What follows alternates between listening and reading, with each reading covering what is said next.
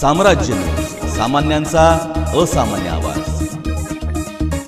सोलापूर शहरातील सेटलमेंट भागात असलेल्या पारधी समाजाचे मंदिर आणि व्यायामशाळा परिसरातील समाजकंटकांनी जाळून समाजातील युवकांना जीवे मारण्याचा प्रयत्न केल्याबद्दल जय कालिका आदिवासी पारधी समाज सामाजिक संस्थेच्या वतीने समाजातील शेकडो नागरिक एकत्र येऊन जिल्हाधिकाऱ्यांना निवेदन देण्यात आले। जय कालिका आदिवासी संस्थेचे अध्यक्ष महेश काळे यांच्या नेतृत्वाखाली बुधवारी समाजातील महिला, युवक, ज्येष्ठ नागरिक हे एकत्र आले होते। त्यांनी दुपारी जिल्हाधिकारी कुमार आशीर्वाद यांना निवेदन देऊन आपली कैफियत मांडली।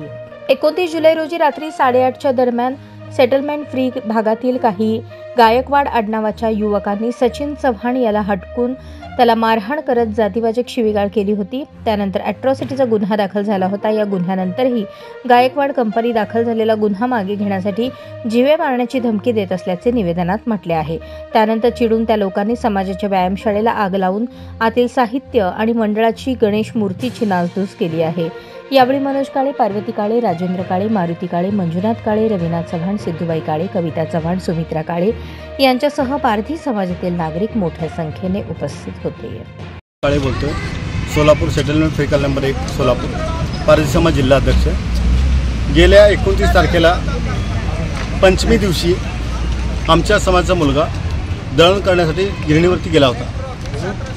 गिरणीवरून येत असताना दळण करून डब्बा घेऊन येताना 4-5 पोरं किंवा टकारी समाज किंवा 108 आमच्या 9 समाजापैकी 9-10 पोरं शबुबाई यांच्या किराणा दुकानावरती बसले होते।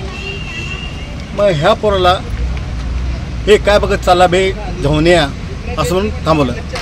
मग जवळ गेल्यानंतर तो मुलगा म्हणतोय, का रे बाबा मला का थांबला? तुझ्या यायला काय बघत चालला बे? पारद्या म्हणला। पारद्या म्हणून अशी शिवी दिली।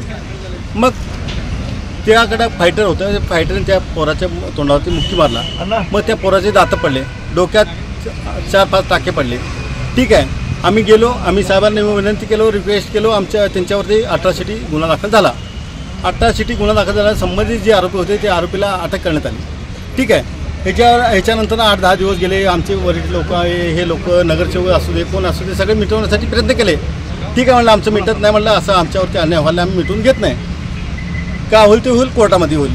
ठीक आहे, असं झाल्यानंतर आता कालच्या रात्री हे पारद्यानो असल्यानो तसल्यानो हे रांडानो पारद्या रांडा पारद्याच्या तुझ्या आहे, आमच्या बोलायला पण शिवाय दिले, पारद्याच्या तुझ्या आईचा बोक आहे घाल्या असं म्हणून शिवाय दिले।